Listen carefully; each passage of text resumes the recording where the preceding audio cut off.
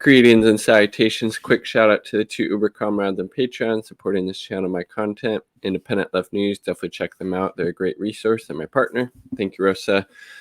So I came across this clip that somebody shared of Tulsi Gabbard going on Tucker Carlson's show, and she was defending drone strikes, airstrikes, which disproportionately kill and murder civilians. More often than not, they're killing and murdering the people who aren't even the targets. For reference, Google Obama 90%, as there was a 90% civilian death rate under Obama, and you could, numbers are probably very similar under Trump and under Biden now, and yet she was there defending that, but somehow she's also claims to be an anti-imperialist and is against war, but is supportive of airstrikes and drone strikes that kill and murder innocent people every time, more or less every time that they're used. So how exactly are you trying to reconcile those contradictions, Tulsi? It doesn't seem like you are. It kind of seems like you're just pandering at this point and have become a complete hack, frankly. So let's take a look. We'll watch and then let me know what you think. Has Tulsi always been this shitty? Or is this something new? Is she, I don't know, trying to get a contract on Fox News? Does she want her own show on there? I know she's on, is she on that Bumble or something? I think she's on that, right? So here we go. Tulsi Gabbard defends the use of drone strikes following the strike that killed 10 civilians, including an aid worker and 7 children in Kabul. Again, the Pentagon, the U.S. military has came out and said that. Are they going to face any consequences? Of course not. But 10 fucking people are dead as a result, and Tulsi Gabbard now thinks it's a good time to defend this. I mean, get the fuck out of here. You need to stop claiming that you're anti-war, that you're anti-interventionist, that you're an anti-imperialist, because you're not. This is just fucking disgusting. So let's take a listen. Congressman, thanks so much for coming on. So you get to lie, I mean, this will not shock you because you've seen it so much, but you get to lie about the loss of human life, you get caught, and nothing happens to you? What kind of system is that?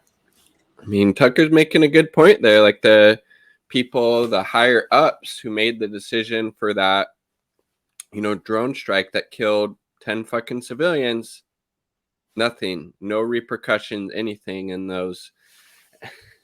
And again, if the goal is actually to stop, terrorists, to stop terrorists proliferating, to stop, having an increase in the ranks, maybe killing and murdering civilians, including men, women, and children, probably not the best way to go about it.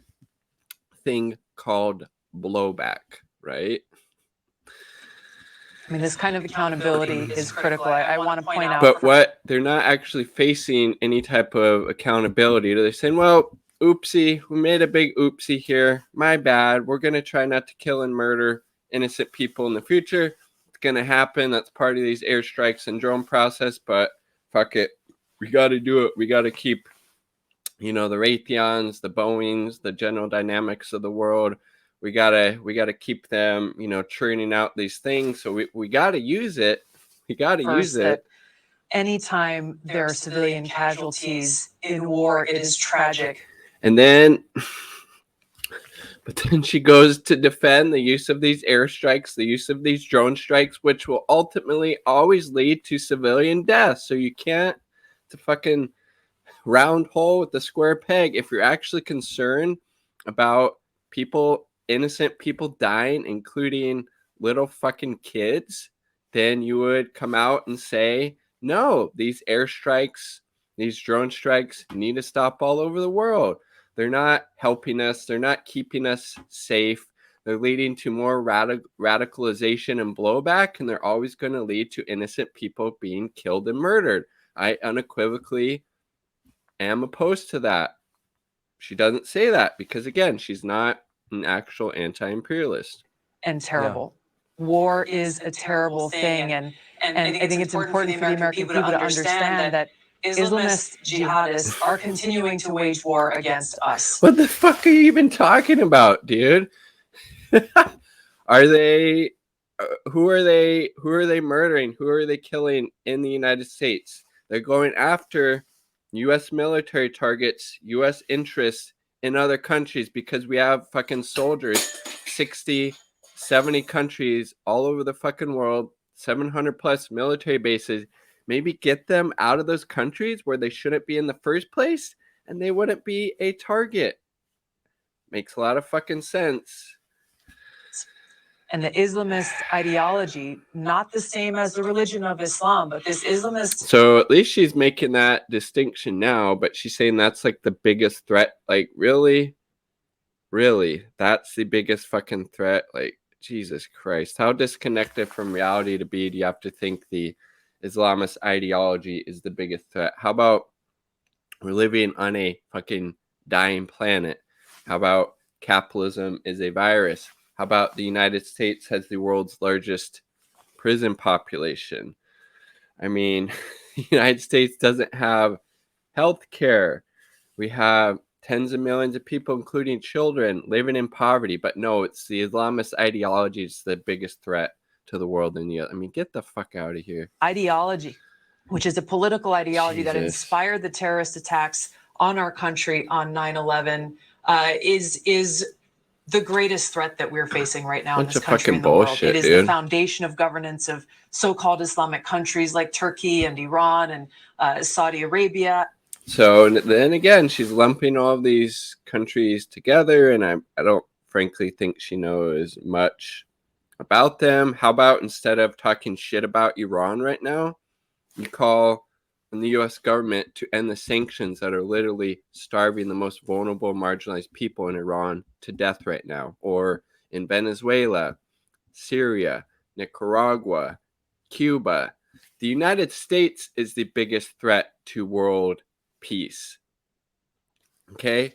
Focus on that. Focus on something that you can maybe actually have an influence on instead of this fucking made up fucking bullshit boogeyman crap. And Pakistan, and it's what's behind the discriminatory policies that they have in these countries against Christians. How about the discriminatory policies that we have in the United States that are being pushed by these far right evangelical Republican fucking fanatics? How about how they're trying to, outlaw abortion, trying to criminalize, women's reproductive health at every chance they get?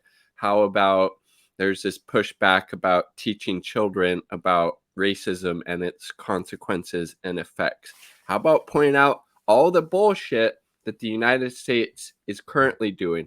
That would make so much more sense and would be a lot better use of your time. But again, if you're doing that, you probably wouldn't be on Tucker Carlson's show right now. So it makes sense, right? Hindus, Buddhists, atheists, and others.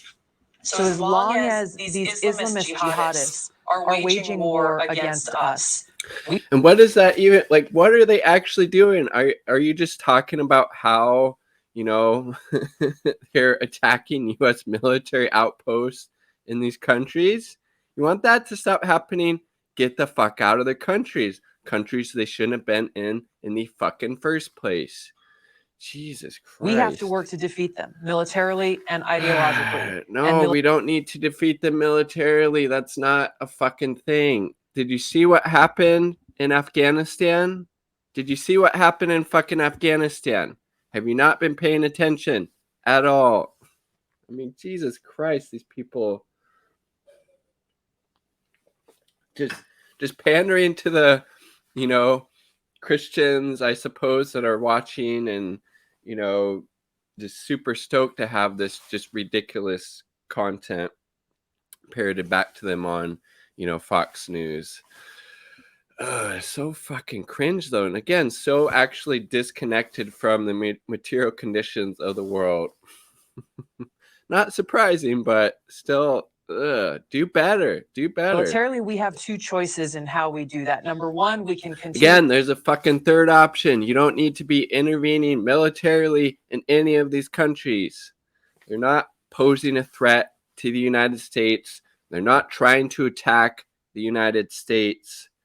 And by using airstrikes, drone strikes, all you're doing is giving them recruitment material because, like, oh, okay, yeah, the United States is this fucking great devil. Did you see what they did to those people in Kabul? That airstrike killed 10 people, right? I mean, Jesus Christ. To invade and occupy and nation building countries around the world, just as we did. We also don't need to be airstriking anybody, you fucking nut job. In Afghanistan at great cost. Number two, we can take look, she's defending airstrikes, drone strikes, and then at the bottom, killed 7 fucking kids. So that's the type of shit she's now in support of. Maybe in the past, she used to have some anti-interventionist, anti-imperialist tendencies. Seems like that shit has gone completely out the window if it was ever there to begin with, right? A targeted approach using airstrikes, using our special forces to go in and go after these terrorist cells. No, and then look, she was just saying she doesn't want any, occupying forces, and then, oh, well, special forces along with the airstrikes, we're good with that. The next it'll be, just a small occupation force that's kind of needed to supplement the airstrikes and the special force. God damn, man, this is just horrible. It's hard to listen to this, frankly, even to point out how shitty it is, right? The reality is that the cost to the American people, the cost to our troops. Again, that is very American-centric, which isn't surprising. Look at the cost of the fucking people that these airstrikes, that these special forces people would be murdering and brutalizing and repressing. Okay? Think about them as well, you fucking American exceptionalist. The cost to civilians will be far less if we take this very targeted approach. The cost to civilians will be less? Really? What about that fucking airstrike that was just at the bottom of that fucking infographic? Killed 7 children. Killed 7 children. To go after these jihadist terrorist cells. I mean, think about if that was your child or, somebody in your family's child or your neighbor's child, anybody's fucking child. And she's in support of fucking murdering children, basically, because that is what happens with these drone and airstrikes. Jesus Christ. Then if we continue making the very same mistakes that we... But she's in support of continuing to make these mistakes, just different ones that are still horrible, especially for the people in those countries. Saw in Afghanistan and other parts of the world of invasion, occupation, and nation. Oh my God, dude. So fucking horrible. But again, not surprising. Not surprising. Again, whatever type of anti-imperialist, anti-interventionist credentials that Tulsi Gabbard had in the past, that shit has been completely fucking washed away. And now she's for, just scaling back the imperialism, scaling back the intervention and all the bullshit about how all these countries are, are the biggest threat to the world and the Islamist ideology, when in fact, and it's, seen as such through polls throughout the world, the United States is the biggest purveyor of death and destruction in the world. That's why the U.S. government is usually seen in a negative light, because they do fucked up shit like that. A drone strike that kills 7 fucking children. She's a complete fucking hack at this point. I don't know why anybody, frankly, if you consider yourself on the left or progressive, supports her, because she's a anti-imperialist, and that shit needs to be called out all the time because it's fucking horrible, has hugely disastrous consequences for people in the global south, like those 10 fucking kids who were murdered in Kabul, Afghanistan. Like the video if you like the video, subscribe for more content, all part of